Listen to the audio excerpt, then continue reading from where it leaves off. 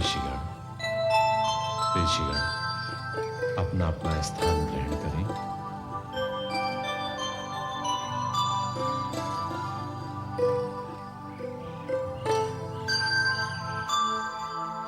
सोया ऋषिगण, जिसका कोई नहीं उसका परमेश्वर होता है। समस्त शिवगण भी और विश्वकर्मा भी चिंतित कि गौरी नंदन किसी प्रकार द्वार छोड़कर चले जाए, परंतु आपने देखा गौरी नंदन का निर्णय। हे महर्षि सूत जी, विनायक गणेश के निर्णय से तो हमारे हृदय भी द्रवित हो गए। एक पुत्र का कितना महान व्यक्तित्व उन्होंने संसार के सामने प्रस्तुत किया। वे अपनी माता श्री के आदर्श के लिए अपने प्राण देने के लिए भी तत्पर हैं। हाँ शौनक ऋषि, आपने देखा भगवान विष्णुदेव और ब्रह्मा जी को भी उन्होंने अपनी बातों से निरुत्तर कर दिया। हे महामुनि, केवल माता श्री ही नहीं, गौरी नंदन की दृष्टि में धर्म का भी उतना ही सम्मान है। किस प्रकार गौरी नंदन ने धर्म के दृष्टिकोण से विष्णुदेव को समझाया, वही धर्म, वही संस्कार हम अपने जीवन में लाना चाहते हैं। निश्चित ही शौनक ऋषि, निश्चित ही। अपने मन में केवल धर्म के प्रति सच्ची श्रद्धा रखिए। वही श्रद्धा प्राप्त करने के लिए तो हम आपसे कथा का श्रवण कर रहे हैं। सोया ऋषि, आपने देखा कि किस प्रकार समस्त देवियां बालक गणेश की सहायता के लिए एकत्रित हो गई, क्योंकि गौरी नंदन न्याय के मार्ग पर है, गौरी नंदन धर्म के मार्ग पर है। माता देवी लक्ष्मी बालक गणेश को संकट में देखकर कैलाश की ओर प्रस्थान करती है। भगवान विष्णुदेव के रोकने पर भी वो बालक गणेश को अपना आशीर्वाद देती है और देवताओं से युद्ध करने के लिए माता सरस्वती को भी अपने साथ सम्मिलित कर लेती है। देवता बालक गणेश का वध करना चाहते हैं और समस्त देवियां बालक गणेश की सुरक्षा। आगे क्या हुआ इस कथा में श्रवण करें। ये क्या अनर्थ कर रहे हैं आप? देवी गंगे, किस अनर्थ की बात कर रही हैं आप? आकाश से लेकर पाताल और कैलाश से लेकर समस्त देवलोक में केवल आप देवियों की ही चर्चा है कि किस प्रकार आप देवियों ने महादेव के विरुद्ध अपने शस्त्र उठाए हैं और उनके विरुद्ध युद्ध की घोषणा की है। देवी गंगे, आपको जो भी समाचार प्राप्त हुआ है वो सत्य है। निश्चित ही हमने युद्ध की घोषणा की है। लेकिन क्यों? इसका कारण क्या है? समस्त देवलोक में ये बात परिहास का विषय बनी हुई है कि देवी लक्ष्मी विष्णुदेव के समक्ष और देवी सरस्वती ब्रह्मदेव के समक्ष युद्ध क्षेत्र में आ रही है। इस युद्ध का कारण क्या है? कारण ये है कि समस्त देवता मिलकर गौरी नंदन गणेश का वध करना चाहते हैं। गौरी नंदन गणेश का वध? उस निर्दोष बालक ने समस्त देवताओं को क्या बिगाड़ा है? क्या चाहते हैं सब? केवल उसकी मृत्यु। मृत्यु? बालक गणेश निर्दोष ही बने। विश्वकर्मा और समस्त शिवगण हमारे पास बालक गणेश की सुरक्षा मांगने आए थे और हमने उनकी रक्षा का वचन दे दिया। क्या एक अबोध बालक की सुरक्षा करना हमारा कर्तव्य नहीं है? निश्चित ही हमारा कर्तव्य है। इसीलिए हमने निर्णय लिया है, यदि सारे देवता बालक गणेश के प्राण चाहते हैं तो हम उसकी सुरक्षा करेंगे। यदि उसकी सुरक्षा के लिए हमें सारे देवताओं से युद्ध भी करना पड़े तो हम उसके लिए भी तैयार हैं। किंतु बालक गणेश पर किसी भी प्रकार का कोई भी संकट नहीं आने दिया जाएगा और इसके लिए आपको हमारी सहायता करनी होगी। ये देवियों की प्रतिष्ठा का प्रश्न है। यदि ये युद्ध देवियों की प्रतिष्ठा का प्रश्न है तो मैं गंगा देवी लक्ष्मी को वचन देती हूँ कि गौरी नंदन गणेश के साथ अन्याय नहीं होने दिया जाएगा। समस्त देवियां गणेश की शक्ति बनकर देवताओं से युद्ध करेंगी। समस्त देवता हमारे वध की योजना में कभी सफल नहीं हो सकते। अब तो समस्त देवियों का भी आशीर्वाद है आपके साथ गौरी नंदन गणेश। निश्चित ही उनकी पार की दृष्टि न्याय और अन्याय को अच्छी तरह पहचानती है। हाँ गौरी नंदन गणेश, इस समय समस्त देवियों का आशीर्वाद हमें वीरा रूपी सागर में उस नौका की तरह प्राप्त हुआ है जो हमें उग्रता से उबारती है। ये हमारे लिए बड़े सम्मान व गर्व की बात होगी कि इस युद्ध में हम आपका साथ देंगे। नारायण नारायण नारायण। प्रणाम गौरी नंदन। प्रणाम। देवर्षि नारद, आइए आइए। बड़े दिनों के पश्चात आपने दर्शन दिए। कोई विशेष समाचार? समाचार तो मुझे प्राप्त हुआ है मुनिवर विश्वकर्मा, और ऐसा समाचार कि जिसने मुझे इस प्रकार विचलित कर दिया है कि जिस प्रकार अग्नि से जले हुए घाव की पीड़ा विचलित करती है। क्या समाचार प्राप्त हुआ है देवर्षि? समस्त देवतागण इतने निर्दयी हो गए हैं कि एक नन्हे से निर्दोष बालक की हत्या करना चाहते हैं। समझ में नहीं आता देवतागण की मति भ्रष्ट हो गई है या क्या हो गया है। आप जैसे कोमल बालक के समक्ष शस्त्र उठाना घोर अन्याय है, अत्याचार है। देवर्षि, अत्याचार करना तो पाप है ही, अत्याचार सहना उससे भी बड़ा पाप है। इसलिए हमने ये निर्णय लिया है कि देवताओं के आक्रमण का हमें उन्हें पूर्ण रूप से उत्तर देना है। धन्य है मेरी आंखें जो अपने समक्ष त्रिलोकी शूरवीर को साक्षात देखते हैं। विजयश्री निश्चित ही आपके पक्ष में होगी गौरीनंदन। निश्चित ही, क्योंकि हम धर्म के मार्ग पर हैं। किंतु मुझे भय है गौरीनंदन कि देवगण आपसे धर्म युद्ध नहीं करेंगे। वे निश्चय ही आपको छल से मारने की चेष्टा करेंगे। इसके पश्चात भी इतिहास हमें को विजयी लिखेगा। अपनी माताश्री की आज्ञा का पालन करने में हमें अपने प्राणों की आहुति भी देनी पड़ी तो इससे बड़े सम्मान की बात हमारे लिए और कोई नहीं होगी। नारायण नारायण नारायण। आप सारे संसार में एक आज्ञाकारी पुत्र का चरित्र उज्ज्वल करेंगे गौरीनंदन। माता की आज्ञा का पालन करना ही सब धर्मों में शिरोमणि धर्म है। आप महान हैं गौरीनंदन, आप महान हैं। हमें आपकी प्रशंसा नहीं देवर्षि, हमें आपका आशीर्वाद चाहिए। अब तो समस्त देवियों का आशीर्वाद आपके साथ है गौरीनंदन। समस्त देवियों की शक्ति आपके साथ है। इस महायुद्ध में आप अकेले नहीं हैं, अपितु आपकी सुरक्षा देवियों की प्रतिष्ठा का प्रश्न बन चुकी है, और वो इस युद्ध में अब किसी भी प्रकार का समझौता स्वीकार नहीं करेंगे। हम जानते हैं समस्त देवता इस बात की प्रतीक्षा कर रहे हैं कि माता लक्ष्मी और माता सरस्वती हमारी सहायता ना कर पाए। नारायण नारायण। गौरीनंदन गणेश की सहायता का अर्थ बिल्कुल नहीं समझती हैं आप। यदि समझती होती तो हमारे समक्ष शस्त्र नहीं उठाती। देवी सरस्वती, हमें आपसे इस प्रकार की अपेक्षा नहीं थी कि आप भी देवी लक्ष्मी की भांति शत्रुओं की कतार में खड़ी हो जाएंगी। क्या गौरीनंदन गणेश आपके शत्रु हैं? किस प्रकार वे आपके शत्रु हैं? क्या अन्याय किया उन्होंने आपके साथ? यदि वे आपके शत्रु हैं, तो फिर हम भी आपके शत्रु हैं। किस लिए आए हैं आप शत्रुओं के शिविर में? आप मौन रहिए देवी लक्ष्मी। आप देवी सरस्वती को अपनी तरफ विद्रोही बनाना चाहती हैं। हम विद्रोही और आप एक निर्दोष बालक की हत्या का षड्यंत्र रचने वाले निर्दयी हैं। एक बालक की हत्या का पाप अपने मस्तक पर लगाना चाहते हैं आप। देवी लक्ष्मी, इस समय आपकी बात का प्रभाव उस विश्व से भी अधिक है। हमें इस बात का अत्यंत दुख है देवी लक्ष्मी। उस समय आपको दुख या दर्द नहीं हुआ जब आपने एक नन्हे से बालक के प्राण लेने के लिए वज्रधारी देवताओं को बालक गणेश के समक्ष भेज दिया? आप दोनों समझती क्यों नहीं हैं? हम गणेश के शत्रु नहीं हैं। केवल इतना समझने की चेष्टा कीजिए कि गणेश की मृत्यु क्यों आवश्यक है।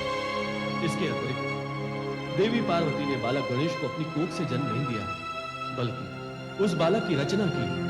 देवी पार्वती पुनः बालक को जन्म दे सकती है, किंतु पिता का पुनर्जन्म संभव नहीं है। ये महादेव के जीवन का प्रश्न है। हाँ देवी सरस्वती, इस समय बड़ी दुविधा की परिस्थिति है। ये महादेव के जीवन का प्रश्न है। प्रश्न महादेव के जीवन का नहीं, प्रश्न आप समस्त देवताओं की पराजय का है। हमारी पराजय?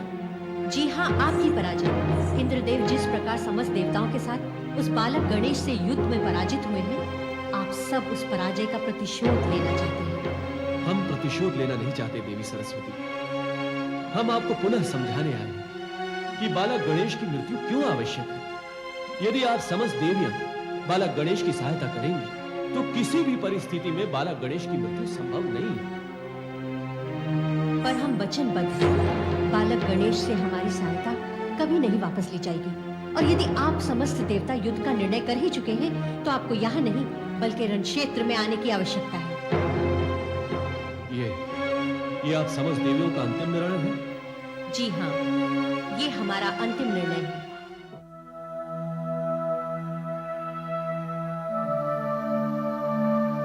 नारायण नारायण नारायण। प्रणाम श्री हरि। श्रीहरि विष्णु। प्रणाम देवर्षि नारद। प्रणाम पिताश्री। आयुष्मान भव पुत्र। श्रीहरि, इस समय कहां से आ रहे हैं और आपके मुख पर चिंता के भाव कैसे हैं? निश्चित ही ये समय चिंता का समय है देवर्षि नारद। समस्त देवियां हमारी बात समझने की चेष्टा ही नहीं कर रही हैं। नारायण नारायण। देवियां क्या चाहती हैं श्रीहरि? युद्ध। देवियां और युद्ध? वे इस समय समस्त देवताओं से युद्ध के लिए तत्पर है पुत्र नारद। किंतु क्यों और किस लिए प्रभु? पार्वती नंदन गणेश के लिए। गौरी नंदन गणेश के लिए? हम जिसे मृत्यु देना चाहते हैं, समस्त देवियां उसकी सुरक्षा करना चाहते हैं। अब युद्ध के अतिरिक्त हमारे पास कोई उपाय नहीं है। निश्चित ही समस्त देवियों के समक्ष हमें युद्ध के लिए जाना ही होगा नारद। नारायण नारायण। यदि देवता समस्त देवियों के समक्ष युद्ध के लिए जाएंगे तो देवताओं का विनाश निश्चित है प्रभु। देवताओं की शक्ति तो देवियों में होती है प्रभु। शक्ति के बिना देवता का शरीर केवल शव रह जाएगा। देवियों के समक्ष युद्ध में जाने का अर्थ केवल विनाश होगा प्रभु, केवल विनाश। इसके अतिरिक्त हमारे पास और कोई चारा नहीं है पुत्र। युद्ध के प्रारंभ होने के पश्चात ही हम पार्वती नंदन गणेश को मृत्यु के अंक में पहुंचा सकेंगे। नारायण नारायण नारायण। किंतु देवतागण बालक गणेश को मृत्यु मुख में क्यों भेजना चाहते हैं? यदि उसे मृत्यु दंड नहीं दिया गया तो महादेव का जीवन संकट में पड़ जाएगा देवर्षि नारद। महादेव का जीवन संकट? नारायण नारायण नारायण। बालक गणेश अपने पिता के लिए अशुभ है पुत्र, और उसकी मृत्यु ही इस समस्या का निवारण है। किंतु हमारी देवियों ने उसे सुरक्षा प्रदान कर दी है, अतः हमारे सारे मार्ग बंद हैं। महादेव को तो हमने किसी प्रकार रोक रखा है, किंतु वो शस्त्र उठाए युद्ध के लिए तत्पर है। उनका बालक गणेश से युद्ध करना बहुत बड़े संकट का संकेत है। कुछ समझ में नहीं आ रहा देवर्षि नारद की हम करें तो क्या करें?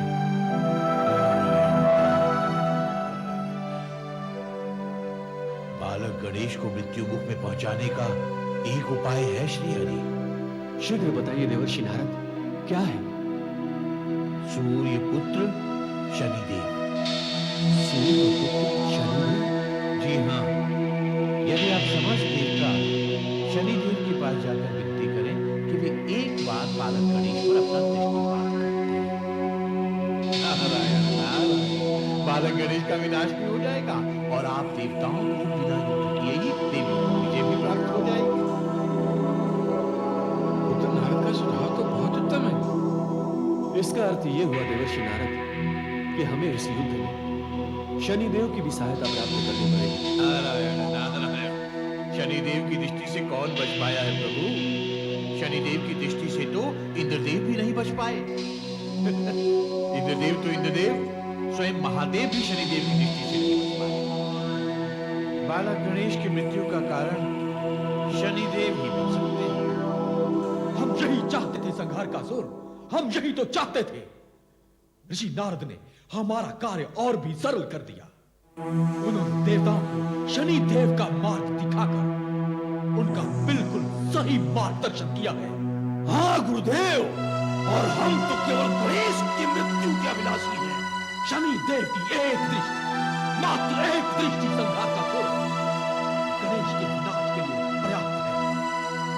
समस्त देवियों की शक्ति युद्ध में देवताओं को पराजित तो कर सकती है, किंतु गणेश के प्राण नहीं बचा सकती संहार का असुर। जानते हो क्यों? क्योंकि शनि देव की दृष्टि अलौकिक दृष्टि है। उसे कोई शक्ति नहीं रोक सकती, कदापि नहीं रोक सकती गुरुदेव।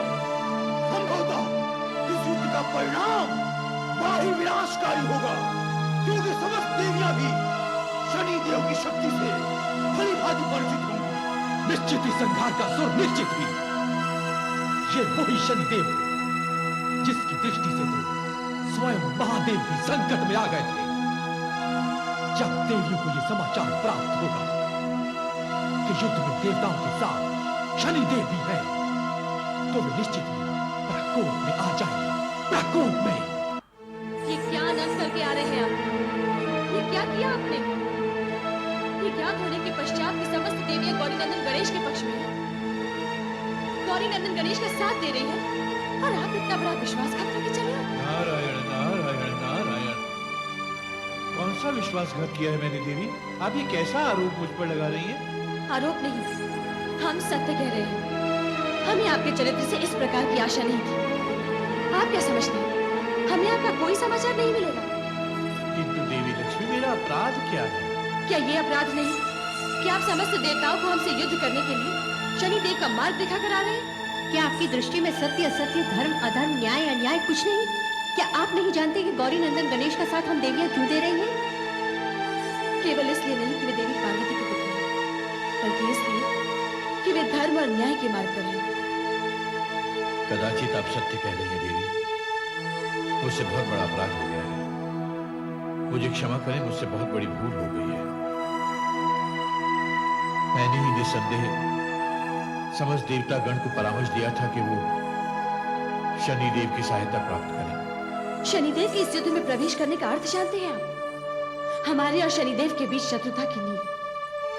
किंतु आप ये भूल रहे हैं देवर्षि कि देवी और दैत्य युद्ध के समय उन्होंने हमारा साथ दिया। हमारे ही कहने पर उन्होंने मधुकैटभ और महिषासुर पर अपनी दृष्टि डालकर उन राक्षसों का वध किया था। अपवित्र वस्तु की एक बूंद भी यदि पवित्र और स्वच्छ दुग्ध में पड़ जाए तो सारा दुग्ध व्यर्थ हो जाता है। आपने समस्त देवताओं की सहायता करके हमारा सारा विश्वास खो दिया है। नारायण नारायण नारायण नारायण, मुझ पर ऐसा आरोप न लगाएं देवी। मैं तो सदैव ही देवियों के पक्ष में रहा हूँ। मैं मानता हूँ कि इस समय मुझसे भूल हुई है और उसके लिए मैं क्षमा प्रार्थी हूँ, किंतु मैं क्या करूँ देवी? मैं अपने स्वभाव से विवश हूँ, मुझसे किसी की पीड़ा नहीं देखी जाती। अर्थात देवी, मैंने युद्ध से पूर्व ही देवताओं के चेहरे पर पराजय की छाया देख ली थी। मुझसे रहा नहीं गया और मैं उन्हें युद्ध में विजय प्राप्त करने का उपचार बता के चला आया। आपने ये नहीं सोचा कि जब ये सूचना हमें प्राप्त होगी तो क्या होगा? कल तक हम आपकी प्रशंसा केवल इसलिए करते थे कि आपका हर कार्य मानवता की भलाई के लिए होता था।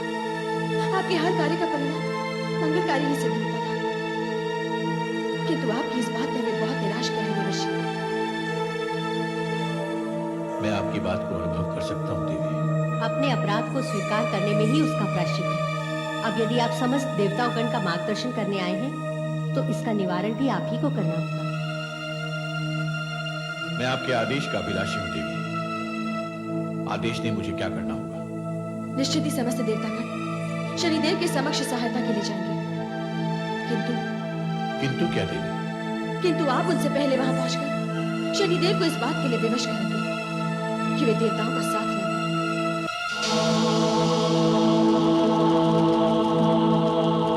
नारायण नारायण नारायण। प्रणाम देवर्षि नारद। प्रणाम शनिदेव। देवर्षि नारद, आपको यहाँ देखकर मुझे बड़ा आश्चर्य हो रहा है। आपका यहाँ आने का निश्चित ही कोई महत्वपूर्ण कारण होगा। हाँ शनिदेव, कारण तो निश्चित ही बहुत महत्वपूर्ण है। कहिए, क्या बात है? देवी लक्ष्मी और देवी सरस्वती दोनों ही आपसे बहुत रुष्ट हैं शनिदेव। मुझे समाचार प्राप्त हो चुका है, परंतु उनके रुष्ट होने का कारण समझ में नहीं आ रहा। शनिदेव, कारण तो एक प्रकार से समझ लीजिए कि मैं ही हूं। जी शनिदेव, समस्त देवियों और देवताओं के बीच युद्ध प्रारंभ होने को है। समस्त देवताओं और देवियों के मध्य युद्ध? हाँ शनिदेव, और आप तो देवियों की शक्ति से भली भांति परिचित हैं। समस्त देवता मिलकर भी उनकी शक्ति का सामना नहीं कर सकते। देवताओं को सदैव उनके सामने पराजित होना पड़ा है शनिदेव। किंतु युद्ध का कारण क्या है? पार्वती नंदन गणेश। नंदन गणेश? जी शनिदेव, और आप तो मेरे हृदय की कोमलता को जानते ही हैं। मुझसे किसी की पीड़ा नहीं देखी जाती। मैंने जब देवताओं को इतना चिंतित देखा तो मैंने उन्हें देवियों पर विजय प्राप्त करने का एकमात्र मार्ग दिखा दिया। कैसा मार्ग? यही कि समस्त देवता आपकी अर्थात शनि देव की सहायता प्राप्त करें।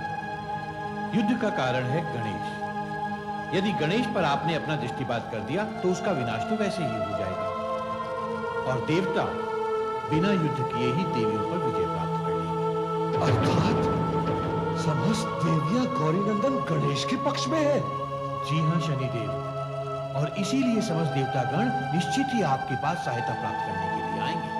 अर्थात महादेव, विष्णुदेव और ब्रह्मदेव सब के सब शनिदेव, क्योंकि आपकी सहायता के बिना तो वे युद्ध में विजय प्राप्त कर ही नहीं सकते। इस समय समस्त देवियों की शक्ति बालक गणेश के साथ है और स्वयं बालक गणेश अद्भुत शक्तियों से परिपूर्ण है। इन पर अपनी दृष्टि डालना उचित नहीं होगा। वही तो मैं भी कह रहा हूँ शनिदेव, वही तो मैं भी कह रहा हूँ शनिदेव। इस समय तीनों लोकों में बालक गणेश जैसा शूरवीर, पराक्रमी और महावीर योद्धा दूसरा नहीं है, जिसने तारकासुर की विशाल सेना को अकेले ही पराजित कर दिया हो।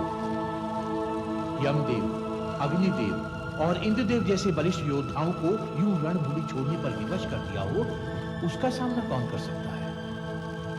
यदि इस समय आपने बालक गणेश पर अपना दृष्टिपात किया तो उसका तो कुछ नहीं बिगड़ेगा शनिदेव, अपितु आपका सर्वनाश निश्चित ही हो जाएगा।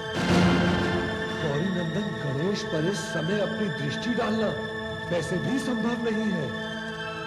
मैं किसी भी राशि पर अधिक से अधिक 2.5 वर्ष तक रहता हूं और इस समय बालक गणेश के जन्म नक्षत्र के दृष्टिकोण से अभी उन पर मेरी दशा नहीं है। इसीलिए कोई भी बालक गणेश को पराजित नहीं कर सकता। नारायण नारायण नारायण। समस्त देवताओं की ओर से जो हमें समाचार प्राप्त हुआ है वो हमारे लिए सबसे बड़ी चिंता का विषय है। हम देवताओं का साथ बिल्कुल नहीं देंगे, ना ही हम दैत्यों का साथ देंगे। आप सब हमारे साथ है ना, तो फिर हम गौरीनंदन गणेश का साथ देंगे। हम लोग सोच कर रहे हैं, आप लोग हमारे साथ रहिए, हम गौरीनंदन गणेश का साथ देंगे। जब गौरीनंदन गणेश हमारे साथ है तो चिंता की कोई बात ही नहीं है। आप सब लोग सोच क्या रहे हैं, हमें गौरीनंदन गणेश का ही साथ देना है, समझे आप लोग? चिंता किस बात की है महामुनि? ये कैसी मंत्रणा चल रही है? क्या हुआ? समस्त देवता इस बात से अप्रसन्न है कि देवियां आपके पक्ष में, निश्चित ही वो आपके साथ छल करेंगे। इसलिए आप समस्त देवताओं से धर्म युद्ध की अपेक्षा बिल्कुल ना करें। यदि देवता हमारे साथ युद्ध में छल करेंगे तो ये उनका धर्म है। हम केवल धर्म युद्ध ही करेंगे। विजय प्राप्त करने के लिए हम कोई भी अधर्म का मार्ग नहीं अपनाएंगे। देवता इस युद्ध में अन्य देवताओं को अपने साथ सम्मिलित कर लेना चाहते हैं। संभवतः शनिदेव भी इस युद्ध में महादेव का ही साथ दे रहे हैं। शनिदेव का इस युद्ध में आना हमारे लिए सबसे बड़ी चिंता का विषय है गौरीनंदन गणेश। हमें भय है कि कहीं दैत्य शक्तियां भी देवतागण के साथ ना हो जाएं। भय युद्ध का निवारण नहीं है महामुनि, निवारण है उस स्थिति का सामना करना। और हमें अपने आप पर पूर्ण विश्वास है कि हम उस स्थिति का सामना करने में सक्षम हैं। अब युद्ध ही हमारा अंतिम निर्णय है। समस्त शिवगण ने भी एक निर्णय लिया है गौरीनंदन गणेश। शिवगणों ने? हाँ सूर्य गणेश, हम समस्त शिवगण इस समय निर्णय लेकर आ रहे हैं। कैसा निर्णय लेकर आ रहे हैं आप लोग? समस्त देवलोक के देवता इस समय महादेव का साथ दे रहे हैं, इसलिए हमने ये निर्णय लिया है कि हम इस युद्ध में आपका साथ देंगे। कदापि नहीं। हमारे जीवन की हर श्वास अब आपके लिए है विनायक गणेश। यदि सारे देवता मिलकर महादेव का साथ दे सकते हैं तो हम आपके लिए अपने प्राण नहीं दे सकते। प्रश्न प्राण लेने या देने का नहीं है। प्रश्न हमारा इस युद्ध में साथ देने का भी नहीं है। प्रश्न है उसूलों आदर्शों का। कौन सा देवता इस समय उसूल और आदर्शों का पालन कर रहा है जो हम करें? वो करें चाहे ना करें, उसके उत्तरदायी वो होंगे, किंतु आप अपने हाथों से मानवता की हत्या नहीं करेंगे। हे विनायक गणेश, समस्त शिवगण तो केवल इस युद्ध में आपका साथ देना चाहते हैं। क्या ये उचित नहीं है? उचित नहीं है, कदापि नहीं। जिस महावीर योद्धा ने संहार का सुर से हमारे प्राणों की सुरक्षा की, इस समय हम उनका साथ छोड़ दें, ये कैसे हो सकता है?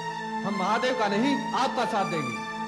हे शिवगण, अंततः आप सब महादेव के ही गण हैं। हमने तो केवल युद्ध में आपकी सुरक्षा की थी। महादेव तो आपके जन्मदाता हैं, उनका साथ देना आपका परम कर्तव्य है। हम तो इस समय सत्य का साथ दे रहे हैं विनायक गणेश। किंतु हम अपने स्वार्थ के लिए आप सबको महादेव के साथ विश्वासघात करने नहीं देंगे। आपका साथ न देना, आपके साथ विश्वासघात नहीं। जब समस्त देवियां आपके पक्ष में हैं, तो हम सब क्यों नहीं? नहीं, महादेव की दृष्टि में हम आप सबके सम्मान को घटाना नहीं चाहते। वो हमारे साथ कुछ भी करें, किंतु हम उनके साथ अन्याय नहीं होने देंगे। आप सब उनके सामने शस्त्र उठाएं, ये उनके अपमान की बात होगी। यदि आप ऐसा सोच रहे हैं तो इस रणभूमि में आपको अकेले ही युद्ध करना पड़ेगा। कोई भी आपका साथ नहीं देगा। कोई चिंता की बात नहीं। हमारी सैनिक शक्ति जितनी घट जाएगी, हमारी अंतरात्मा की शक्ति उतनी ही बढ़ जाएगी। और वो शक्ति आपको को हम प्रदान करेंगे। प्रणाम माता लक्ष्मी। आयुष्मान भव। देखिए पुत्र, आपसे मिलने कौन आया है? ये है माता सरस्वती। प्रणाम माता सरस्वती। आयुष्मान भव। और ये है माँ गंगा। प्रणाम माता गंगे। आयुष्मान भव। अब आपको चिंता करने की कोई आवश्यकता नहीं है पुत्र। हम सब देवियां आपके पक्ष में हैं और आपको अपनी शक्ति प्रदान करने आई हैं। युद्ध के लिए तत्पर हो जाएंगे। समस्त देवता युद्ध के लिए शस्त्र उठा चुके हैं माता लक्ष्मी। उनके पास शस्त्र है और आपके पास हमारी शक्ति है।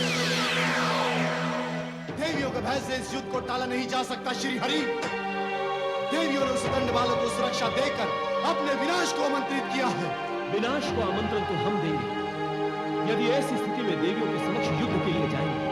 उन्माद में उठाया हुआ पग पराजय का कारण होता है। हम अपने किसी दोष के कारण पराजय का मुख नहीं देख सकते। चंद्रमौलेश्वर, युद्ध में दोष नहीं, जय और पराजय देखी जाती है। यदि आज हम युद्ध में पराजित हो गए तो कल इतिहास हमारा दोष नहीं, हमारी पराजय लिखेगा। तो आप क्या चाहते हैं? बालक गणेश के विरुद्ध जो हमने शस्त्र उठाए हैं उन्हें फेंक दे? नहीं, कदापि नहीं। तो फिर युद्ध के लिए प्रस्थान न करने का कारण क्या है श्री हरि? आप युद्ध से मुंह इसलिए मोड़ रहे हैं कि देवी लक्ष्मी उस दंड बालक का साथ दे रही है। देवी लक्ष्मी की भांति आप भी उस बालक का पक्ष ले रहे हैं। चंद्रमौलेश्वर, खेद इस बात का नहीं है कि देवी लक्ष्मी पार्वती नंदन गणेश का साथ दे रही है।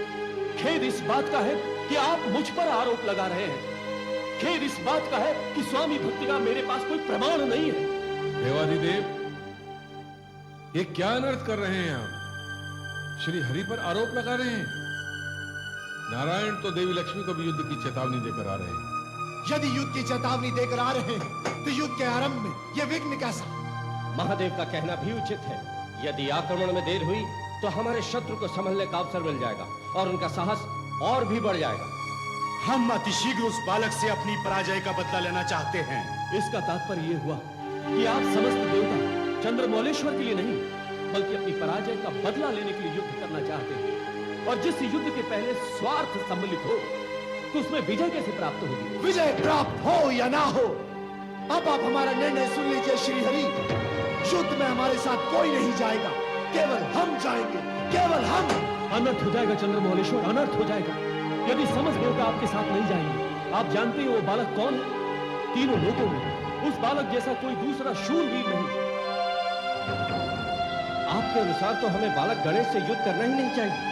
हम युद्ध निश्चित ही करेंगे, किंतु रणनीति से। अब हम युद्ध रणनीति से करेंगे। रणनीति? कैसी रणनीति? महादेव, हम आपसे अंतिम अनुरोध करना चाहते हैं। इसके पश्चात आप जो भी निर्णय लेंगे हम समस्त देवताओं को स्वीकार होगा। आप क्या चाहते हैं विष्णुदेव? क्या चाहते हैं? हम शनिदेव को युद्ध में सम्मिलित करना चाहते हैं। शनिदेव? हाँ, शनिदेव के अतिरिक्त हमारे पास और कोई चारा नहीं है। अर्थात शनिदेव से हम कहेंगे कि वो बालक गणेश पर दृष्टि डाले। इससे बालक गणेश का विनाश तो होगा ही, साथ ही साथ हम देवियों के समक्ष युद्ध में विजय प्राप्त करेंगे। निश्चय ही श्री हरि। तो हम समस्त देवताओं को शीघ्रातिशीघ्र शनि महाराज के पास पहुंचना चाहिए। प्रणाम देवतागण। स्वागत है आपके चरण कमलों से ये स्थान और भी शोभायमान हो गया है। कहिए, हम आपकी क्या सेवा कर सकते हैं? शनिदेव, इस समय हम आपसे अत्यंत आवश्यक वार्ता करने आए हैं। यदि आदेश दिया होता तो हम स्वयं आपकी सेवा में उपस्थित हो जाते। कहिए, इस आज्ञाकारी के लिए क्या आदेश है? आदेश नहीं शनिदेव, हम आपसे अनुरोध करने आए हैं, किंतु अनुरोध से पूर्व हम आपसे स्वीकृति चाहते हैं कि आप इस कार्य को परिणाम तक पहुंचाएंगे। निश्चित ही श्री हरि, निश्चित ही। ब्रह्मदेव, महादेव और स्वयं श्री हरि विष्णुदेव हमारे द्वार पर आए हैं। उनके दिए हुए कार्य को हम अस्वीकार करें, ये संभव ही नहीं। कहिए, हमारे लिए क्या आदेश है? गौरी नंदन गणेश पर आपको अपनी दृष्टि डालनी है शनिदेव। गौरी नंदन गणेश पर?